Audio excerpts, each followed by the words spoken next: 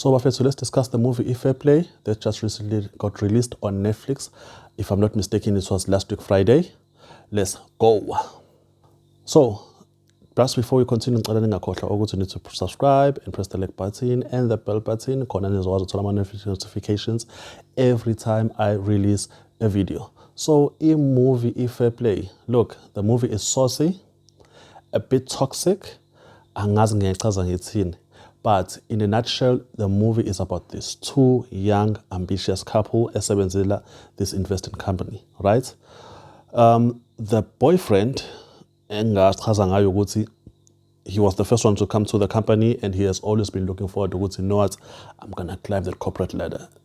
Eventually, I'm gonna be a manager of some sort. Usisi and Abadawafiyanga move. But you know what happens? In this whole thing, the company by some miracle, Usisi banda available to the promotion before the guy. Okay, pretends to be happy at first. Isaqala yonke lento lena, but eventually ngokukhathi uveza some really weird behavior enomona phakathi, you know. Even though there isn't any physical abuse like ukushayana in the movie, but uyabona ukuthi uguy bandla akekho happy. Unomona nje throughout the whole set yokuthi girlfriend wakhe esanda kufika uthole recognition before him, and ayimphathi kahle lento le. To such an extent, mandla usisi uzama ngakho konke kusemandleni ukuthi, you know what, uguy wami kade afike ekampanini, he deserves a break. As akhulume nomphathi wakhe uthi, no man, come on, give this guy a break. He has been here for such a long time. Kanjani. And then the manager is like, you know what, ambitious, he doesn't take his job seriously. And usually in such corporate environment, whenever a person doesn't take themselves seriously, we sibanikeza intambo ende for them to eventually quit, because obviously we're not going to fire them.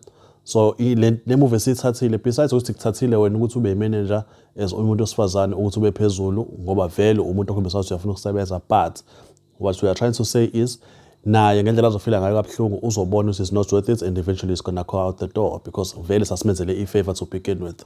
We understand into leyo.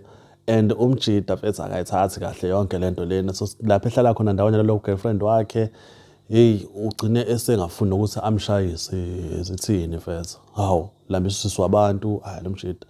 But in overall, the acting in the movie is dope. The storyline is dope. And I think it also shows how such scenarios are challenging within our couples, because at times there's always this competitiveness between who is successful and who is not successful. So I think this movie is kind of like an eye-opener. How do couples actually move around such incidents? Ubani or successful no more, even though they are not working in the same working environment, but in a household or a relationship, powerful no more. I'm not going to say the whole story is how iphela kanjani, but all I can say is watch it. I think kuyimanje top 10 trending movies. If I'm not mistaken, number 2, number 1 in Nowhere. I haven't watched it Nowhere. I don't think I'm going to watch this because I don't have the energy to watch the movie. But this one, okay? So I think that's about it to discuss a Fair Play.